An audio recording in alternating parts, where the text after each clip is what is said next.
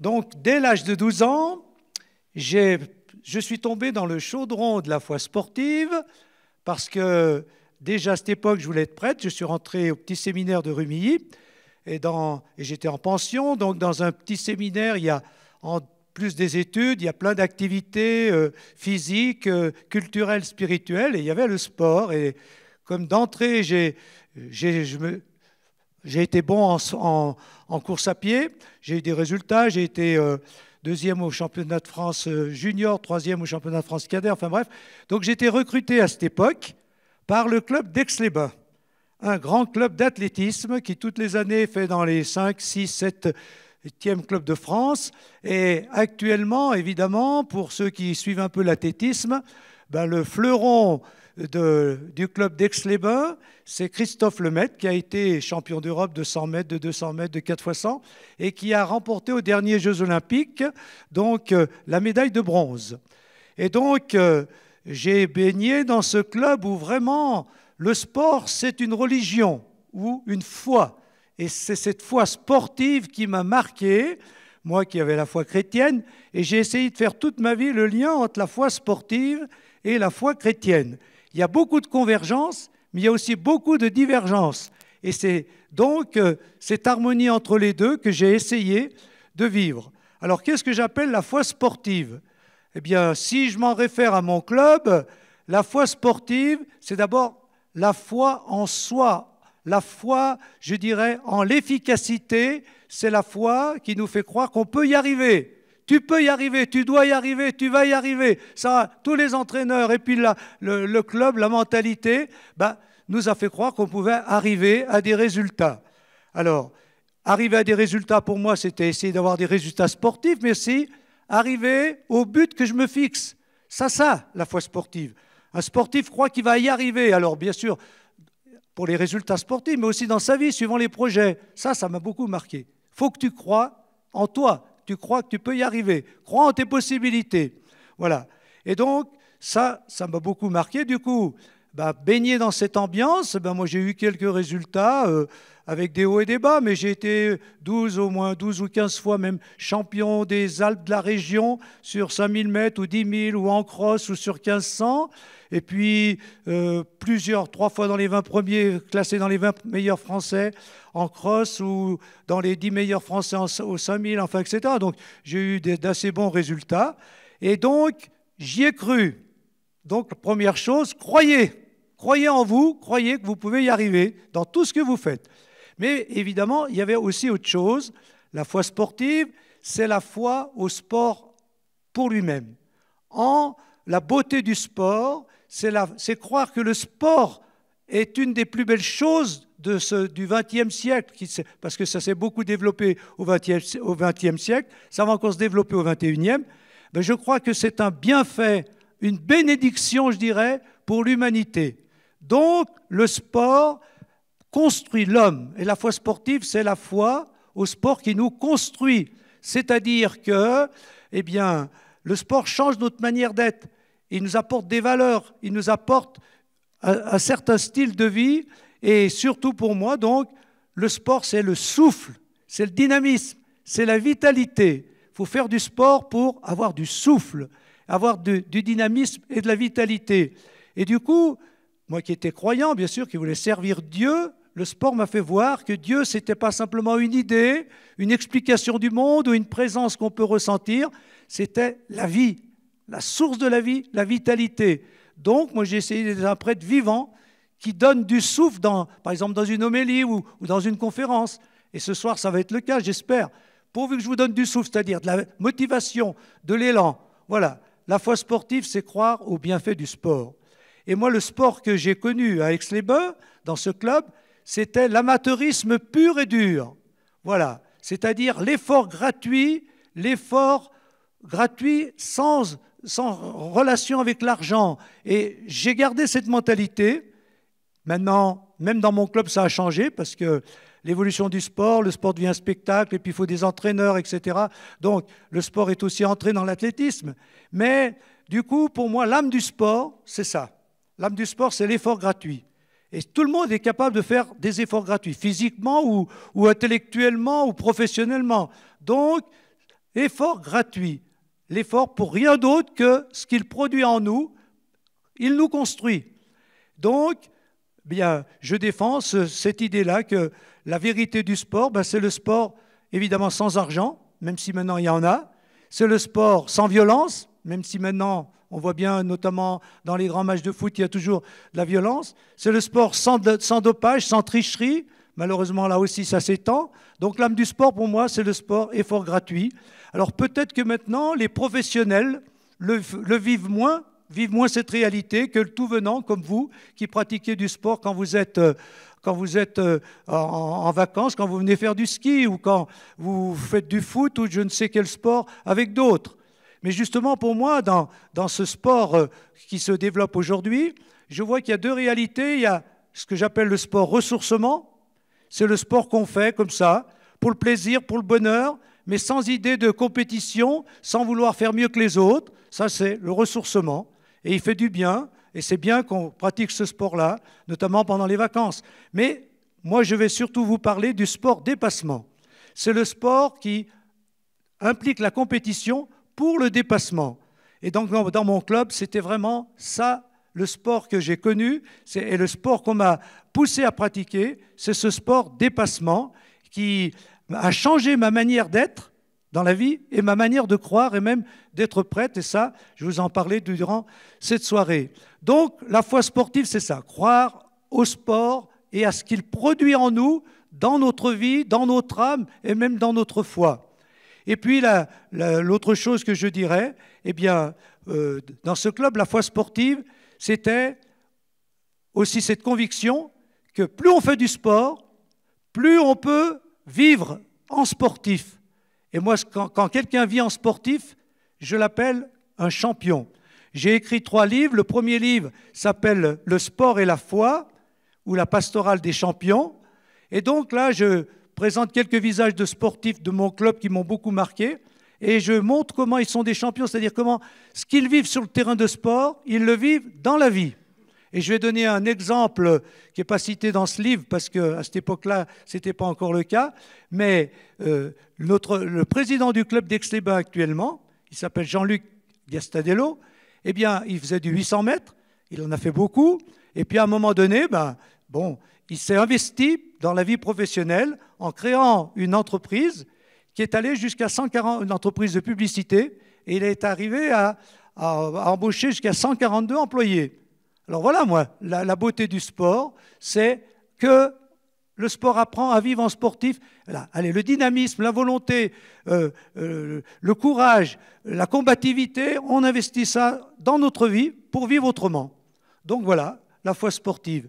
Et puis la dernière chose que je dirais, c'est que quand on croit au sport qui produit tous ces bienfaits, eh bien on essaye de transmettre. On fonde des clubs, on essaye de préparer des jeunes, on essaye d'aider les jeunes à s'accrocher au sport, même si c'est difficile, parce qu'un sport comme l'athlétisme, c'est pas un jeu, c'est pas comme le foot ou le basket. Donc, pour faire de l'athlétisme aujourd'hui, c'est pas évident pour les jeunes. Donc, il faut une ambiance de club qui les porte. Et puis, il faut aussi créer des choses comme des sports-études. Et personnellement, avec mon club, j'ai créé ce que j'ai appelé l'accueil sportif de Clarafond. C'est une ferme que j'ai reçue en héritage avec mon frère et ma sœur. Et je l'ai transformée en accueil sportif, une petite section de sport-études. Il y avait 5 à 10 jeunes par année pendant 25 ans. Donc j'ai accueilli des jeunes pour qu'ils prennent ce goût au sport de compétition. Et après, j'ai accueilli aussi des stages. Donc j'ai vraiment baigné dans la foi sportive, aussi bien avec le haut niveau, des gens capables d'être finalistes olympiques, que aussi, par exemple, dans ceux qui ont vécu à l'accueil sportif et qui étaient même surveillants de ces jeunes, il y a eu à un moment donné Paul Arpin. Je ne sais pas si vous connaissez, c'est un tarin, évidemment. Il a été une année 3e au championnat du monde de cross-country. Voilà, donc le haut niveau. Mais en même temps, dans un club, il n'y a pas que le haut niveau, on s'occupe de tout le monde et on fait en sorte que le sport les aide à vivre. Voilà, on les éduque, on leur transmet la passion du sport, mais aussi on fait en sorte qu'ils aient un travail ou qu'ils fassent de bonnes études. Il y a tout un entourage humain que j'ai beaucoup apprécié. Et ça, je trouve que dans les clubs, c'est souvent ce qui est vécu. Et ça, c'est autre chose que les résultats sportifs ou les performances. Donc voilà, ce que je peux déjà dire, j'ai baigné dans le chaudron de la foi sportive et maintenant je vais passer aux gros problèmes que j'ai rencontrés en tant que croyant et prêtre en faisant de la compétition et en pratiquant le sport à un certain niveau. Donc voilà, le premier problème, c'est la compétition et donc j'intitule ça maintenant « Nécessaire compétition ». Vous me voyez là? Donc en compétition avec les autres. Eh bien, quel est le problème de la compétition? La compétition, c'est le combat contre les autres. Et dans l'Évangile, pour ceux qui connaissent l'Évangile, le grand message que tout le monde connaît, même les incroyants, c'est « aimez-vous les uns les autres ». Donc moi, quand je suis entré au séminaire pour être prêtre, on m'a dit « attention, quelqu'un avant toi est entré au séminaire, il y a 3-4 années avant, on lui a interdit de continuer. C'était quelqu'un qui faisait du 800 mètres, qui avait couru avec Michel Jazzy. On lui a dit non, tu ne peux pas continuer à faire de la compétition individuelle. C'est contraire à l'Évangile, contraire avec la foi chrétienne. Parce que l'Évangile, c'est aimez-vous les uns les autres. La compétition, c'est battez-vous les uns les autres. Combattez les uns contre les autres. Cherchez à battre les autres. Voilà. Alors, comment accepter, comment arriver à concilier les deux? Eh bien, moi, j'ai beaucoup réfléchi, mais j'en suis arrivé à cette conclusion que la compétition était nécessaire. Nécessaire compétition, parce que ce n'est que dans les grandes compétitions qu'on se surpasse. Parce qu'on cherche à battre les autres, du coup, on se bat soi-même. On cherche à lutter contre les autres pour mieux lutter contre soi-même. Et donc, on arrive à progresser beaucoup plus que si on est seul avec soi-même. Ça, c'est la loi de la compétition. Tous les sportifs le disent. Et on voit bien que c'est dans les grandes compétitions qu'il y a les plus beaux résultats. Voilà, eh bien, la compétition est nécessaire pour progresser. Donc la compétition, ce n'est pas la guerre. Je ne cherche pas à détruire l'autre, je cherche à le battre, mais pourquoi? Pour le faire progresser, pour qu'il se dépasse, et pour que je me dépasse moi-même. C'est la loi de l'émulation, c'est l'émulation pour le dépassement. Et donc, la compétition, elle est bonne, la compétition est nécessaire si on veut se dépasser, si on veut progresser. Et du coup, je suis pour qu'il y ait de la compétition partout, dans la société et même entre les religions. Alors, comment est-ce que j'ai arrivé à concilier le message de l'Évangile avec le message de la compétition? Par cette idée de l'adversité ou de l'adversaire. L'adversaire, ce n'est pas l'ennemi. L'ennemi, c'est celui qui veut nous abattre, qui veut nous faire du mal ou qu'on cherche à abattre. Tandis que l'adversaire, c'est celui contre qui je lutte, mais pour progresser et pour le faire progresser. Alors dans mon premier livre, La pastorale des champions, je cite un auteur, un écrivain qui s'appelle Thierry Monnier, qui a toute une belle page pour dire, voilà, il parle avec je suis contre un adversaire, je cherche à lutter contre lui, et voilà que, oh là là, je me rapproche de lui, et voilà, ça y est, je le dépasse, je me retourne pour voir son visage, et au lieu de lire le dépit sur son visage, je lis la joie, parce que l'adversaire que je suis en train de battre, c'est moi-même. Donc ça, c'est ce que j'ai compris. On a besoin d'adversaires pour se vaincre soi-même, pour se dépasser soi-même. Alors du coup, aimez-vous les uns les autres, qu'est-ce que ça veut dire pour moi?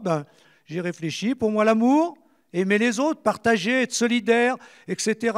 C'est quoi? Eh bien, il y a 3 manières de vivre l'amour des autres. On peut vivre l'amour, l'amitié avec le frère, le partenaire. Donc là, on s'aide l'un l'autre, on se secourt, on vit des affinités. Ça, c'est l'amour partenaire ou l'amour solidaire, on aide les autres. Et puis, il y a l'amour adversaire, où on lutte contre les autres pour les dépasser. Alors, l'amour adversaire, c'est l'amour exigeant. Même des parents, par exemple, je leur dis, ben voilà, il faut être exigeant envers vos jeunes.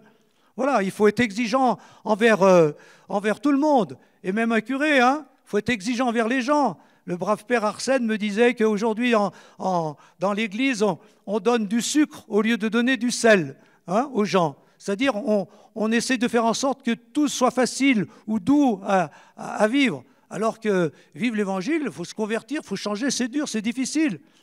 Donc, voilà. Donc, l'amour exigeant, l'amour adversaire, c'est l'amour exigeant. Donc, il y a une autre forme d'amour.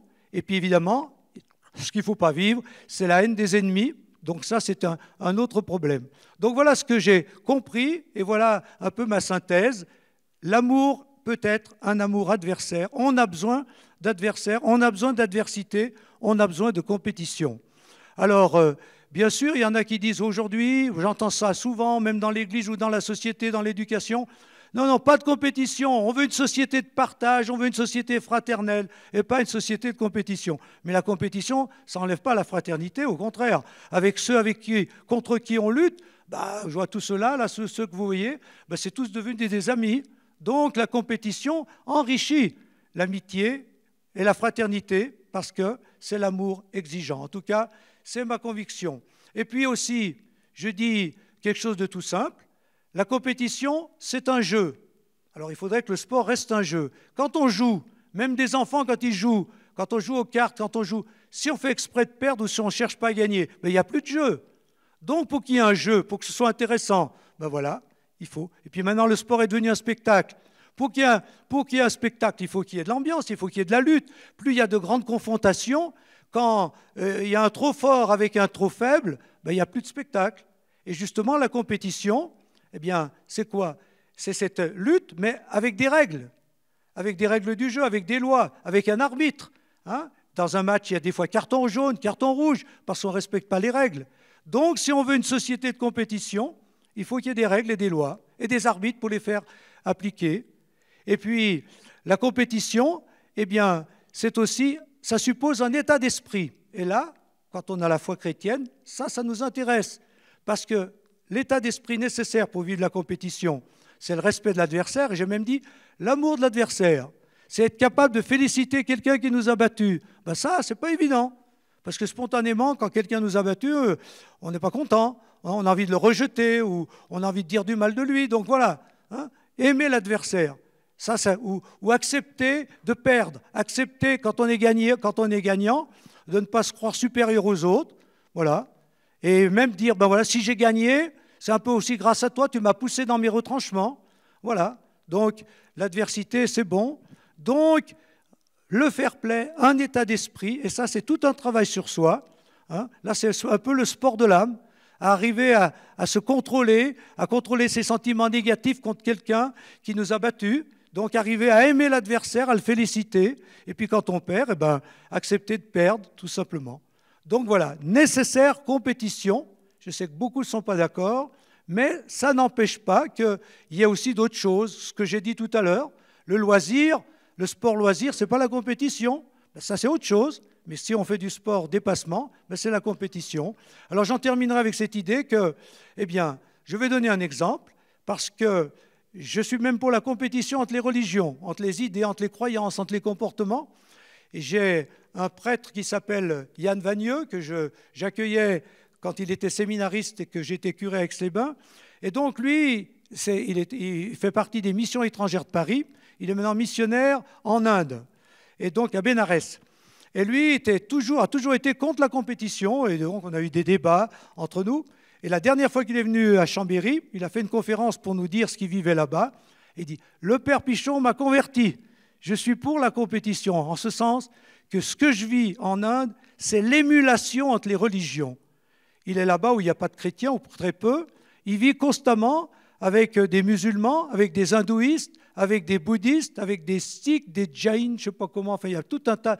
Et il dit, je crée des relations fraternelles, et du coup on ne cherche pas à se convertir, mais on cherche à partager notre foi, on discute, on échange, et plus on se confronte, plus il y a de l'émulation, c'est-à-dire plus on avance nous-mêmes dans notre propre foi, et donc c'est ça la bonne compétition, la bonne émulation, c'est qu'au lieu de chercher à écraser quelqu'un ou de l'écarter, eh ben, on se confronte pour avancer tous, pour avancer chacun dans notre propre ligne. Et plus on avance dans notre propre ligne, plus on peut se rencontrer un jour, ou en tout cas, en attendant, on crée de la fraternité. Donc la compétition et la fraternité, même entre les religions, pour moi, ça va ensemble. Et donc maintenant, autre problème que la compétition, que le sport de dépassement m'a appris, c'est l'ambition. Alors là, j'ai gagné le championnat des Alpes une année. Vous voyez, le deuxième est loin derrière. Hein. Donc j'étais content. Il n'y a pas de deuxième, vous ne le voyez pas. Donc, vouloir être le meilleur possible en cherchant à être meilleur que les autres. Qu'est-ce que c'est que l'ambition? L'ambition, c'est ça. L'ambition, ce n'est pas vouloir écraser les autres, se croire supérieur aux autres, ça c'est l'orgueil. L'ambition, c'est ce que je viens de dire, vouloir être meilleur que soi, vouloir donner le meilleur de soi-même. Mais pour pouvoir être le meilleur possible, si on se regarde devant la glace, on est tout de suite content. Ah, je suis pas mal. Mais si on se compare aux autres, ben, ce n'est pas évident. Donc, pour pouvoir être le meilleur possible, il faut chercher à être meilleur que les autres. Parce que les autres révèlent un autre possible que le sien. Donc, il faut se confronter aux autres. Mais alors, qu'est-ce qui se passe si on essaye de vivre ça? Eh bien, on bute sur une des phrases de l'Évangile que tout le monde connaît, je pense. Les premiers seront les derniers seront les premiers. C'est-à-dire que l'Évangile, apparemment, avec aussi les béatitudes, heureux les cœurs pauvres, ben, il nous invite à l'humilité, à ne pas se croire supérieur aux autres, à ne pas vouloir être le premier, à vouloir être plutôt le dernier, c'est-à-dire au service des autres. Alors comment concilier les deux choses? Eh bien, pour moi, justement, c'est ça. L'expérience montre que quand on veut être meilleur que les autres, on arrive à être meilleur que soi-même. Et puis je me suis dit, mais quel est le sens de la vie? Pourquoi vous vivez? Qu'est-ce que vous faites sur Terre? Vous faites sur Terre, qu'est-ce que vous faites sur Terre? Ben, vous cherchez à donner le meilleur de vous-même. Ou alors vous êtes dans une vie tellement centrée sur vous que vous n'êtes que égoïste. Bon, ben ça, ce n'est pas la vraie vie. Enfin, pour moi, la vraie vie, le sens de la vie, c'est qu'on est sur Terre avec des dons, des talents, et qu'on doit faire fructifier tout ça pour donner le meilleur de soi-même aux autres. Comme ça, chacun est utile aux autres, et on crée une société fraternelle et un monde fraternel. Donc, on est sur Terre pour donner le meilleur de soi-même. Mais pour donner le meilleur de soi-même, il faut chercher à être meilleur que les autres, et c'est comme ça qu'on avance. Et si on réussit, ben on ne doit pas être orgueilleux, c'est-à-dire mépriser les autres, se croire tellement au-dessus des autres que pour nous, les autres sont rien du tout. Donc l'orgueil, c'est tout autre chose. L'orgueil, c'est se croire meilleur qu'on est, alors que l'ambition, ben, c'est vouloir être meilleur que soi-même. Donc pour moi, l'orgueil, c'est à rejeter, mais l'ambition, c'est positif. Et chacun doit être ambitieux et pas orgueilleux. C'est-à-dire vouloir donner le meilleur de soi-même, vouloir progresser dans son travail, dans ses activités, dans sa foi, dans ses convictions, dans son engagement social. Plus on cherche à progresser, plus on a de l'ambition pour progresser, plus on y arrive. Si on n'a pas d'ambition, eh bien, on n'avance pas. Et justement, moi, ça m'a beaucoup interrogé parce que j'ai trouvé dans l'Église, pourtant je suis à fond engagé dans l'Église depuis toujours, ben, je trouve qu'on n'a plus beaucoup d'ambition.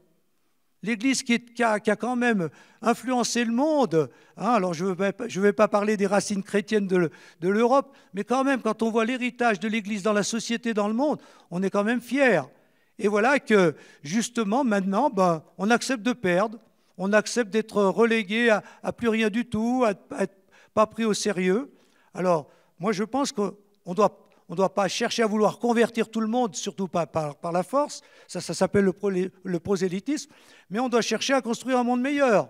Et la religion, la foi, nous pousse à ça.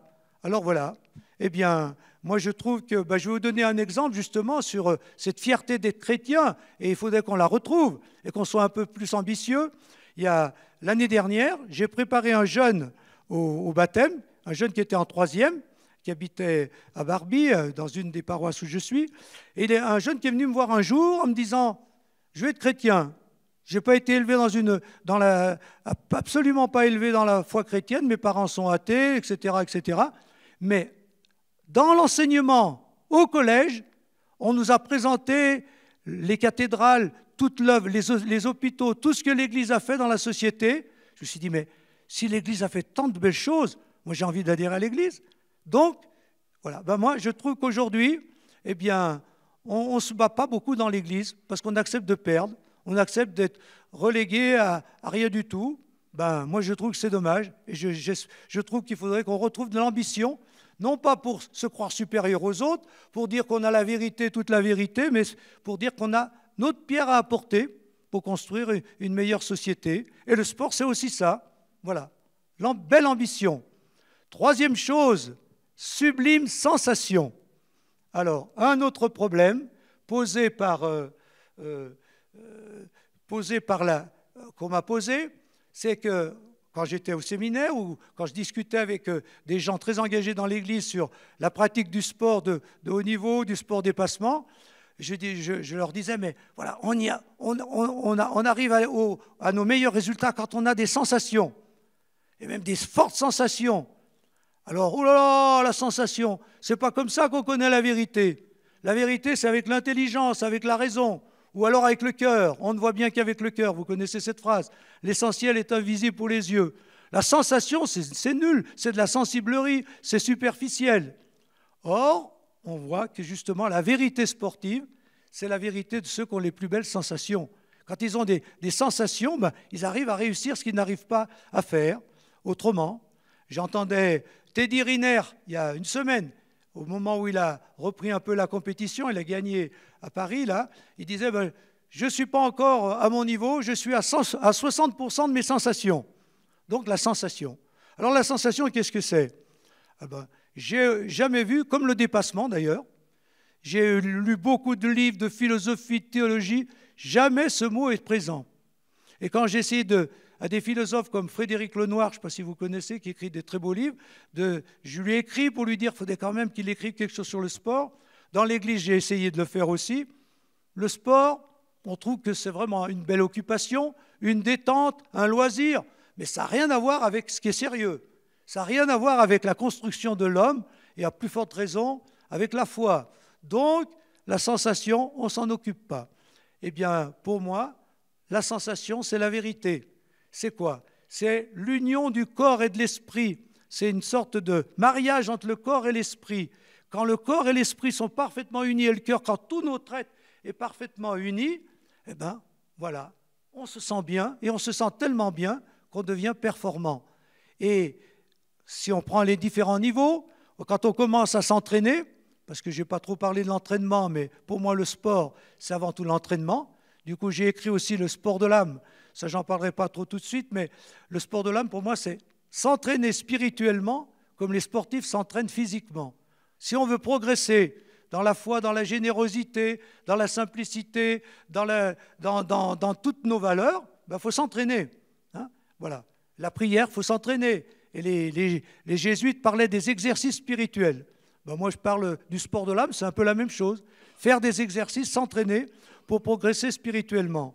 Alors moi, les niveaux que je vois, c'est, bon, on s'entraîne, on est lourd, c'est dur, c'est fatigant. Ah, puis après, à force d'entraînement, on a la forme. Déjà, on commence à avoir des sensations. Puis après, il y a encore un autre niveau, les sublimes sensations. Et le sublime du sublime, c'est quand on est en état de grâce. Ça, c'est un mot aussi qu'on entend chez les sportifs, c'est que quand on va au-delà de soi-même, on dit se dépasser, c'est aller au-delà de soi-même. Alors l'au-delà de soi-même, qu'est-ce que c'est? Ben, l'au-delà de soi-même, ça veut dire qu'il y a une autre réalité que nous-mêmes. Eh bien, c'est ça, l'état de grâce. On entre dans un au-delà de soi-même où on voit que ça vient d'ailleurs que de nous. Comme les artistes qui disent « j'ai été inspiré ». Il y a quelque chose. Les divinités, les dieux m'ont inspiré. La muse m'a inspiré. Ben voilà. Donc, quand on arrive aux sublimes sensations et que ces sublimes sensations nous mettent en état de grâce, on voit que ce qu'on reçoit, ça ne vient pas seulement de nous, mais de bien plus grand que nous. Alors c'est quoi bien plus grand que nous? Ben, c'est là que la foi répond. Le plus grand que nous, pour moi, c'est quelqu'un. Pour d'autres, ils vont dire, ben, je ne sais pas, c'est la muse, c'est la divinité, c'est les dieux, je ne sais pas quoi. Et donc on voit ça maintenant chez les sportifs de plus en plus, c'est que quand ils arrivent à faire des super performances qu'ils attribuent à cet état de grâce, ben voilà, ils font un signe de croix, ils se mettent à genoux, ils font un signe comme ça pour dire que ça vient d'ailleurs. Alors il y a des croyants qui savent ou qui disent que c'est ailleurs, c'est Dieu, puis d'autres non. Voilà. Et Alexis Pinturo, puisqu'on m'a dit ça, hein, quand il a gagné, là dernièrement, donc au combiné, ben, il a dit à sa femme, c'est un miracle. Ça veut dire quoi? Ça veut dire qu'il a pris conscience que, surtout lui qui n'était pas en grande forme, enfin, qui n'était pas dans la forme qu'il a eue il y a 2-3 ans, eh ben, ce jour-là, il s'est passé quelque chose qu'il n'attribue pas seulement à lui-même, mais à plus que lui-même. Alors ce plus, je ne sais pas ce qu'il en pense, mais moi je trouve que ce plus, c'est pas vide, c'est quelqu'un. Et c'est ça pour moi la foi. La foi, c'est, comme je l'ai dit, Dieu c'est le souffle, mais Dieu c'est aussi l'état de grâce. celui qui nous donne ce qu'on n'arrive pas à avoir par soi-même. Autant il faut s'entraîner, faire des efforts, autant quand on fait des efforts, il y a un moment où on reçoit plus que le produit de nos efforts, et c'est ça la foi. Et voilà. Et donc, pour donner une autre image qui me permet de dire ça, c'est une phrase de Joseph Folliet, un philosophe, qui a dit « Au sommet de la montagne, il n'y a plus la montagne, il y a le ciel. » Quand vous êtes en montagne, vous montez, il y a des efforts, vous pénétrez, puis vous arrivez là-haut, vous admirez, mais il y a quelque chose d'autre en haut, c'est le ciel. Vous avez l'impression de toucher le ciel, ou le ciel vient vers vous. C'est ça l'état de grâce pour moi, et c'est ça la grosse question qui pour moi est posée par l'expérience sportive, c'est que l'expérience sportive permet de rencontrer la grâce. Mais c'est quoi la grâce? Le croyant dit c'est Dieu, oui, d'autres diront non, mais c'est ça la vraie question posée par le sport. Donc le sport peut conduire à Dieu de cette manière-là, en tout cas pour moi, ça enrichit ma foi en ce Dieu en qui je croyais déjà, mais j'y crois autrement, et c'est ce que je dis. Et puis la dernière chose que je dirais, c'est que à partir du moment où on vit tout cela, eh bien, si on croit au sport, si on a la foi sportive, il faut essayer d'investir tout ce que le sport nous donne dans notre vie. Et c'est ce que j'appelle faire vivre en sportif ou faire de sa vie une course spirituelle. Alors ici, vous voyez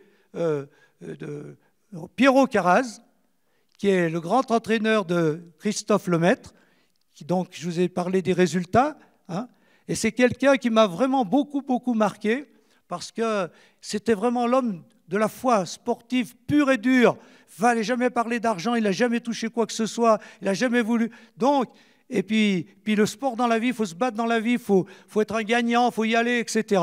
Donc voilà. Alors, ce Piero Caraz, malheureusement, et je voudrais faire de cette soirée un peu un hommage à lui et à tous les entraîneurs et à tous les sportifs qui m'ont marqué, il est décédé il y a une quinzaine de jours d'un infarctus. Et donc c'est moi qui ai fait la sépulture. Et ce n'était pas quelqu'un qui allait à l'église, mais il avait la foi sportive. Donc ça lui arrivait d'aller à l'église pour des événements comme des sépultures. Et donc c'est moi qui ai fait la sépulture. Et justement, pour ceux qui parlent de pastoral du sport, je trouve que ce n'est pas facile. D'ailleurs, on le voit ce soir. Quand on a affaire à des champions, si on organise quelque chose au moment des compétitions, ils ont autre chose dans la tête. Ils n'ont pas envie de venir à des réunions. Ils n'ont pas envie de venir à discuter de ça. Alors, comment arriver à leur parler de nos convictions? Justement, c'est par exemple dans les stages. Dans les stages, je me souviens parce que avec Piero Caraz et puis tous les autres, quand on faisait des stages d'une semaine, on faisait ça à Royan-les-Pins, là-bas, à Royan. Donc, il y avait toujours des soirées débats. Et du coup, dans les débats, on avait « Pourquoi tu fais du sport ?» Donc, on avait toutes les convictions. Il y avait des gens très, très incroyants qui me prenaient à partie. Moi, je disais un peu le contraire. Donc, il y avait une sorte de compétition. Donc, on discutait de tout. Donc, dans les stages, ça va.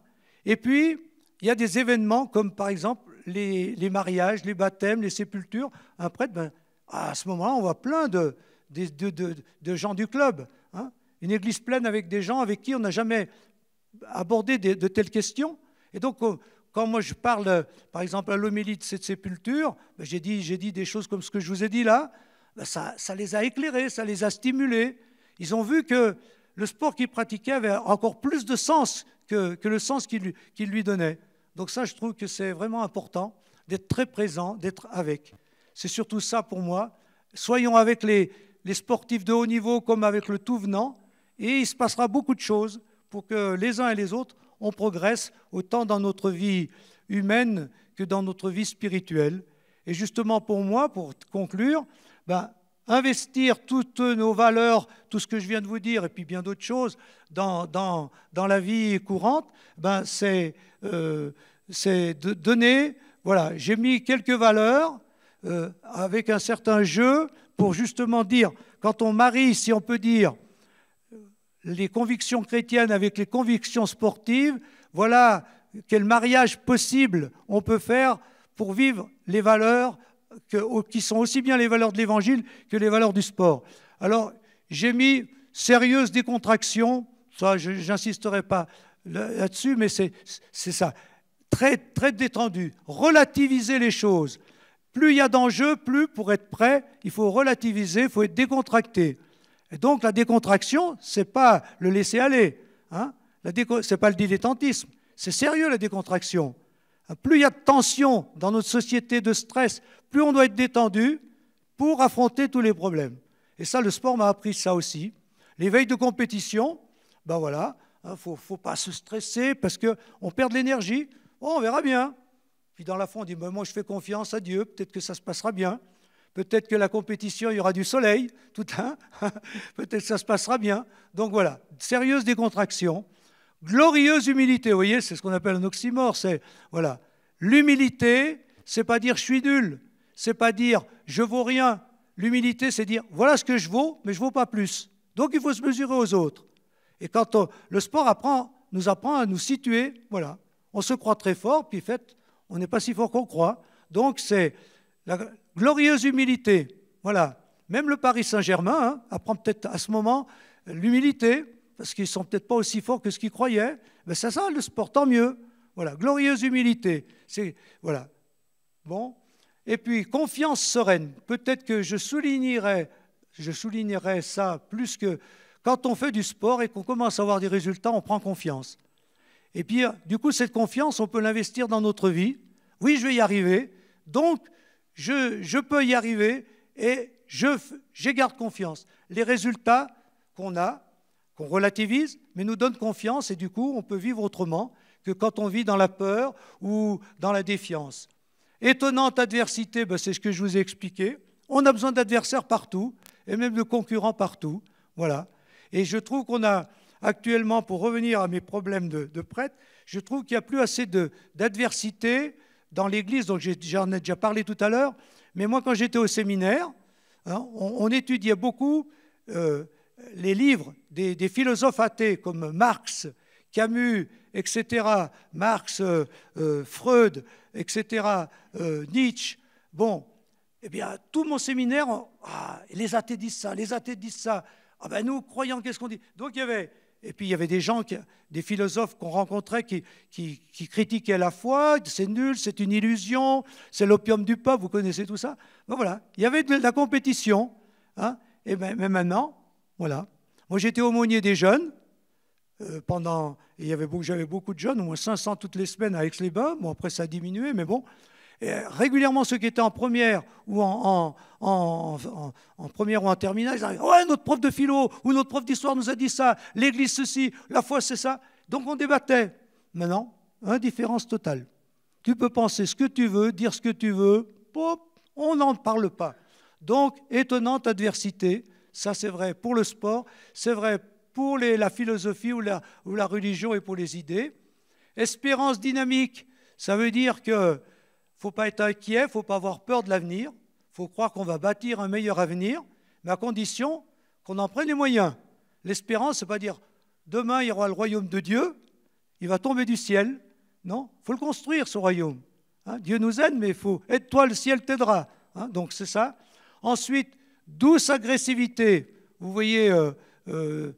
j'en ai pas trop parlé, mais dans les entraîneurs et tout ça, il faut être agressif, il faut être agressif. Quand on est agressif, on a du jus, on a du mordant, on en veut. Hein. Ce n'est pas l'agressivité, je veux être méchant, je veux détruire l'autre. C'est l'agressivité contre soi-même, allez, c'est le mordant, c'est l'élan. Voilà. Donc ça, c'est nécessaire, mais à condition de ne pas transformer l'agressivité en violence, comme toujours. Donc, on voit bien que le message de l'Évangile, heureux les artisans de paix, heureux les doux, on peut le marier avec cette agressivité nécessaire. Et puis j'ai mis un mot, ascèse épanouissante. Alors ça, l'ascèse, qu'est-ce que c'est? Voilà, il a disparu du vocabulaire de l'Église hein, aussi là. Hein, l'ascèse. L'ascèse, c'est la discipline, c'est la rigueur de vie. Ben, pour arriver à avoir des résultats, tous les sportifs, ben, ils s'astreignent à une sévère discipline. Les heures d'entraînement, le régime, etc., etc. Voilà. Donc, douce, ascèse épanouissante, parce que le sport, c'est une discipline de vie, mais qui nous épanouit.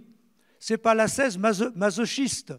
Alors, justement, une des choses que le sport m'a appris, dont je ne vais pas trop parler là ce soir, mais qui a été une sorte de révélation aussi, c'est la souffrance positive. Dans l'Église aussi, la souffrance, dans la société, la souffrance est mauvaise. Il ne faut plus en parler. Il faut tout éviter faut tout faire pour éviter la souffrance. Mais un sportif qui veut réussir, il est obligé de souffrir, il se fait mal. Il faut se faire mal. Hein? Mais on ne se fait pas mal pour se détruire. Ça, c'est la mauvaise souffrance, la souffrance négative. La souffrance positive, c'est la douleur de l'enfantement. Je me fais mal, mais pour devenir plus grand, pour devenir meilleur, pour progresser. Et c'est normal qu'il y ait de la souffrance parce que je crée une tension dans mon être. Quand je fais du sport, voilà, je crée une tension, les muscles, etc. Et donc, je souffre. Mais au-delà de cette souffrance, il y a un progrès. J'acquiers une nouvelle, si on peut dire, une nouvelle vie, une vie plus grande. Donc, ascèse, mais épanouissante, pour un bien, pour être mieux, pour progresser. Et puis la dernière chose, joyeuse combativité. Eh bien, la joyeuse combativité, ça veut dire qu'il faut être combatif dans la vie, il faut se battre. Et j'ai l'impression que dans notre monde d'aujourd'hui, dans tous les domaines, si on ne se bat pas, on n'avance pas, on ne fait plus rien. Que ce soit le domaine social, le domaine professionnel, mais la vraie combativité, ce n'est pas la combativité qu'on peut voir à l'Assemblée nationale.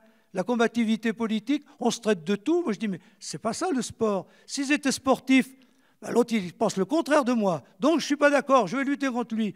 Mais est-ce que cette lutte nous fait avancer, tous?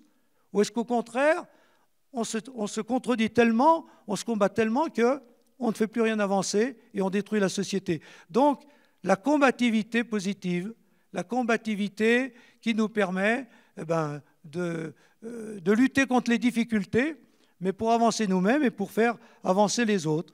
Alors voilà, j'ai essayé de dire un peu toutes ces valeurs pour dire que pour moi, ce sera ma conclusion, eh bien, vivre en sportif, c'est faire de sa vie une course spirituelle. J'ai écrit un article dans le document épiscopal, document officiel des évêques qui est paru il y a 2-3 mois, Église et sport. Bon, enfin l'Église s'intéresse au sport. J'étais bien content qu'officiellement, il y ait ce document. Et donc j'ai écrit moi un article, il y en a beaucoup d'autres qu'on a écrit, mais moi j'ai écrit l'article justement « Faire de sa vie une course spirituelle ». C'est-à-dire un peu vivre ce que saint Paul dit. Voilà. J'ai combattu le bon combat, j'ai terminé la course, j'ai respecté les règles. Saint Paul emploie souvent l'image de la course pour dire que la foi, ça doit être une course. Voilà. C'est-à-dire un ensemble d'efforts qu'on doit faire pour arriver au but, mais en attendant aussi la grâce qui nous permettra d'y arriver. Parce que dans une course, autant il faut faire des efforts, autant pour que ça réussisse, il faut une grâce qui vienne d'ailleurs. Donc, dans tout ce qu'on fait, il faut ça. Voilà, la course spirituelle. Et c'est comme ça que je vous laisse avec vos questions.